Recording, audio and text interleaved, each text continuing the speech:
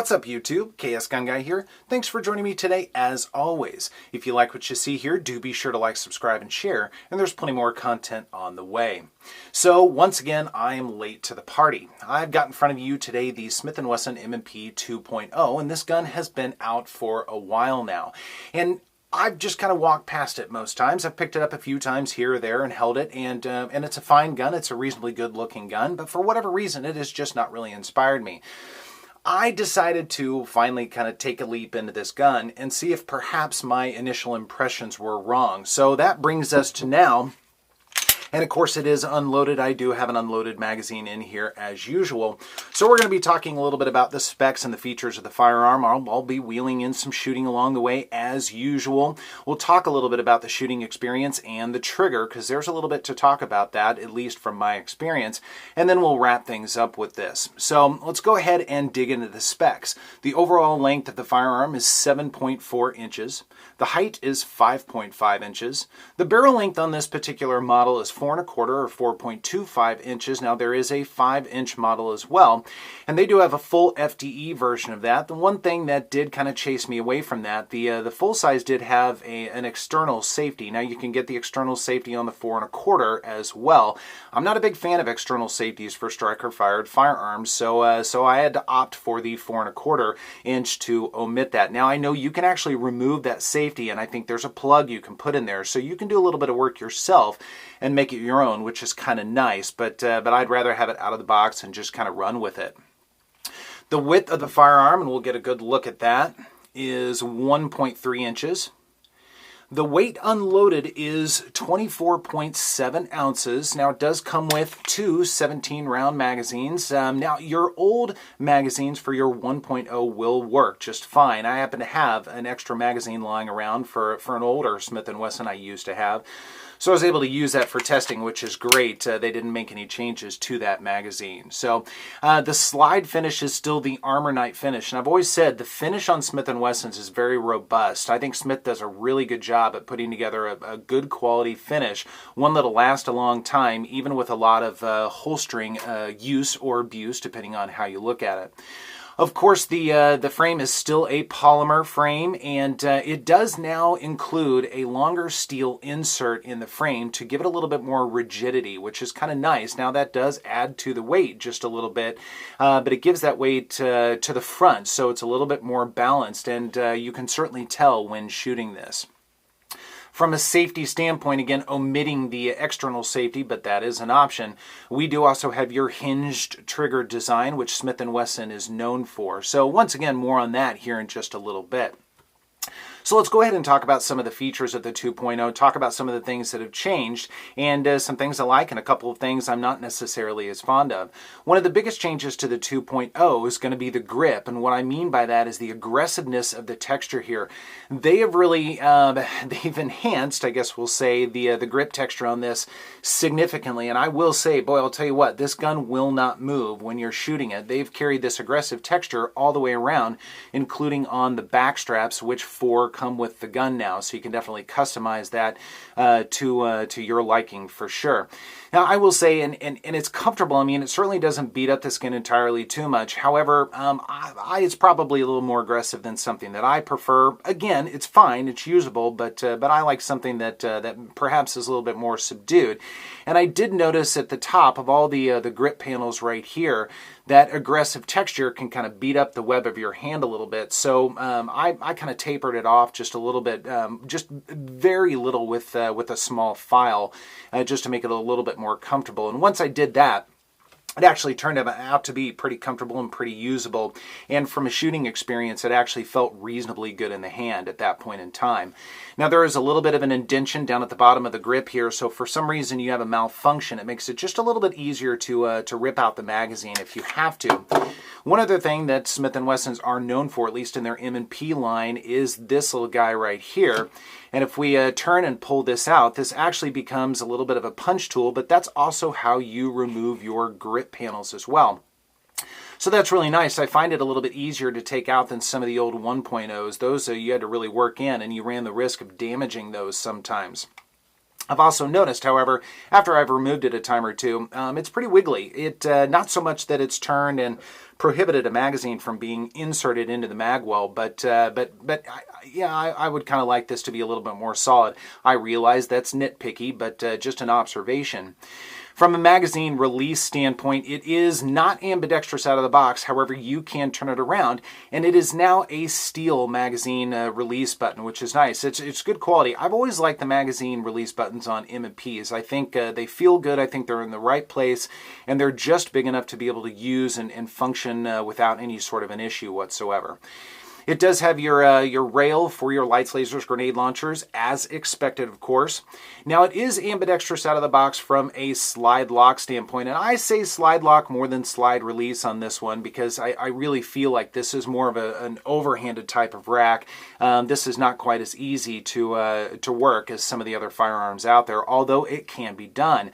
Now, they did enhance the slide release just a little bit with an extra mechanism in here. And one thing that Smith & Wessons were known for quite some time, if you inserted a magazine really quickly into the firearm with a little bit of force, it could potentially go ahead and rack the slide for you, and then you could start shooting. Now, some people really like that feature quite a bit. Apparently, some people didn't like it, so they put this, it's almost like a lock in here to prevent that from happening, or at least that's my understanding of this. So something a little bit different there. Now, from a takedown standpoint, this does still have the standard takedown lever, and there is a small lever on the inside here in the mag well. You're not going to be able to see it, and I'm not going to mess with it right now. But if you turn that little lever down, you actually don't have to pull the trigger to slide it off. You just turn that lever down and then pull down on your takedown lever, and you can slide the slide right off. And then the internal components are basically the same with the 2.0 from what I understand. So again, there's certainly some familiarity in operation of the firearm. Now, from a slide standpoint, a couple of things that they've carried forward to the 2.0. They still have the fish scale serrations, and I really like these. I think they make these, the Smith & Wesson M&P line, a really attractive line. It kind of sets them apart from some of the other firearms out there, and I will say that they are certainly usable. I mean, you can definitely get a really good grip on these, so I like that Smith & Wesson did this. They did carry forward the serrations to the front of the slide, although they're pretty minimalistic. There's just enough there to be able to do a press check, which is great, and I think that's what they're there for. But I also think it's a little bit of an aesthetics signature, so to speak, and I like them. I think they're just fine.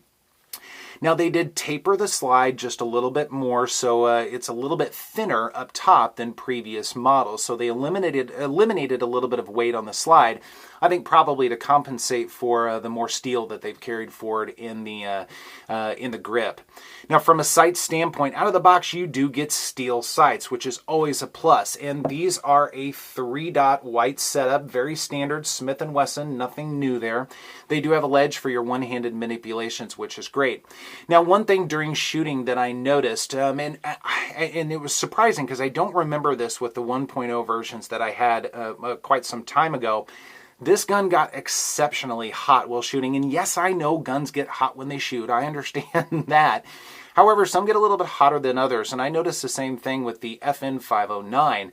By about the 200th round or so, and my grip, I do a thumb forward grip with my left hand right here. It started to get, the slide right here got almost too hot to touch. And several other people at the range noticed this as well. I like to give guns that I'm testing to other people at the range, whether just other people there or people that work there, to give them a try and get their opinions on this. And several people noted that. Not the end of the world, and I don't know how often you're going to be shooting 200, 300, 400 rounds through something like this at a time, although you could. But something to note for sure.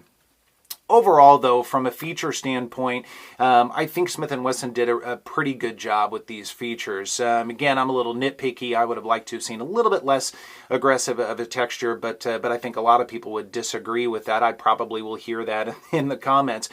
Otherwise, however, I think it's an attractive gun. I think it is certainly a very usable gun. It is. I think it's more designed for duty, and for that purpose, I think it does a really good job. So we're going to go ahead and take a look at a little bit of shooting footage at the range. I may talk over that just a little bit. When we come back, we're going to talk about the trigger and then overall thoughts of the firearm. So stick around.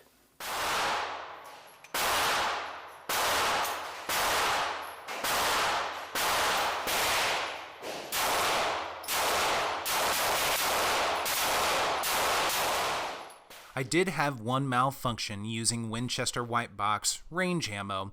I did want to share that with you. It was the only malfunction I had with the firearm over the course of 2 range sessions.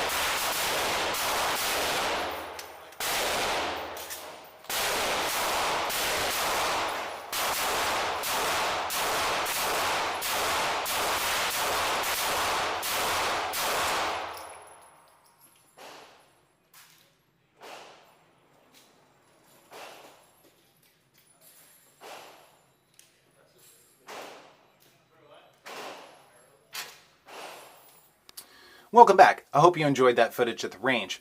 So I've taken this for a couple of range sessions and I've got, around 400, 450 rounds, something like that through it.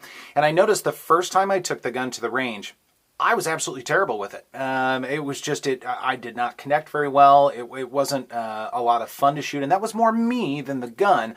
I just didn't connect with it for whatever reason. So when I took it back for the second time, I took another gun with me because I'm going to be doing a comparison, or if I could only have one, with this and that other gun. And once again, I actually shot both of them terribly at first. I was finally able to start dialing in after a couple hundred rounds. So I was starting to kind of break through that barrier, so to speak, and make some connections with this firearm. But I got to tell you, it took a little while, and I think I know why. And I had a conversation with a couple of the guys at the range during this and expressing my frustration. So they took a couple of shots with this as well and noticed the same thing. So that brings us to the trigger of the 2.0. Once again, like I said before, this is a Hinged design, as you would expect in M&P line pistols. Now, for this particular trigger, and I noticed this right out of the box, the uptake, especially in the very beginning, was unbelievably gritty, which was a real disappointment. It was almost like there was a piece of sandpaper in there, and I don't know if that's true for every 2.0. I've only experienced this and whatever other ones they had kind of lying around at the range, brand new, and I found those to be also pretty gritty. But this one was exceptionally gritty, and I'm going to hold this up to the camera and see if you can hear this for just a second or two, because there's still some grit there. And I don't know how well you can hear it. I can definitely hear it, but it is not necessarily the most impressive trigger, at least from a take-up standpoint. But once we get past our take-up and we get to the wall, there's our break. Now, it's a nice audible break, which is good. It's reasonably clean. There's a little bit of pull-through in it, but I would expect that with a lot of striker-fired firearms, so I don't really discount that on this.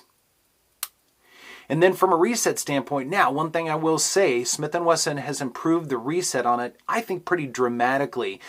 People really panned a lot of the early M&Ps for having not a very good reset. It wasn't very audible, very tactile, and so I think that they've definitely improved that. So once again, there's our uptake, there's our break, and there's our reset, and then we're back out to the start.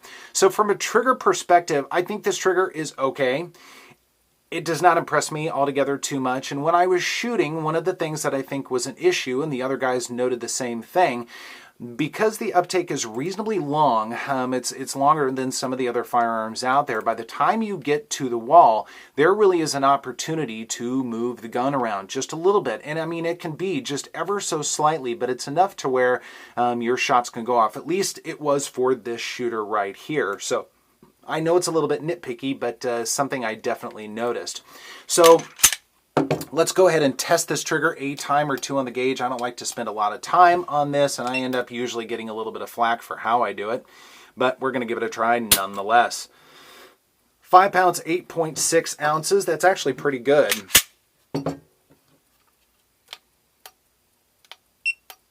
There we go. 5 pounds, 6.8 ounces, and we'll do this just one more time. I think this becomes really boring after a while.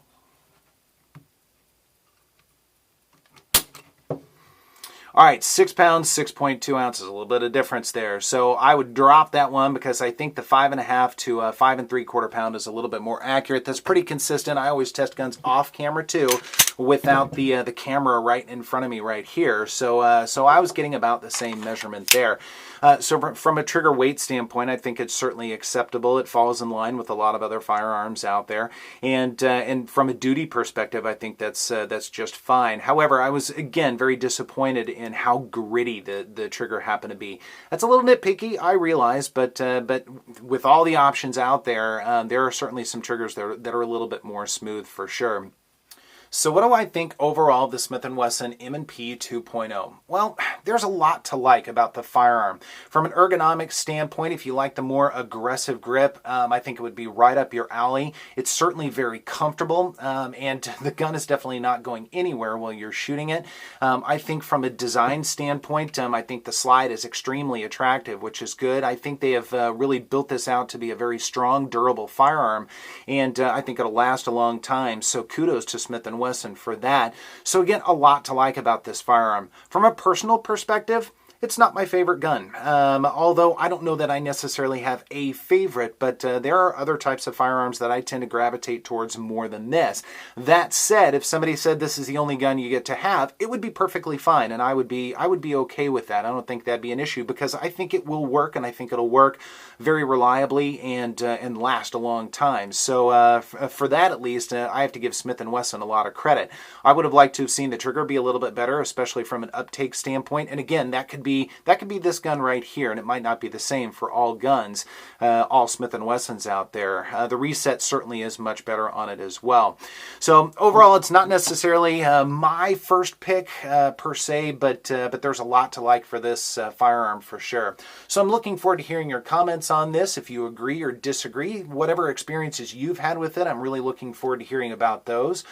So be sure to join me, Big Johnson Guns and Gear, in 1776 or Bust every Wednesday night, and we talk all things guns, and we switch up hosting duties, so be sure to follow their channels. Their links are below, and we're looking forward to having you there. And also be sure to check out Abaddon Apparel for all of your gun-related apparel needs, and also some really cool other things like gun blogs. The Humble Marksman has some really cool blogs out there right now, so be sure to check that out, and check his channel out down below as well. And once again, thanks for joining me.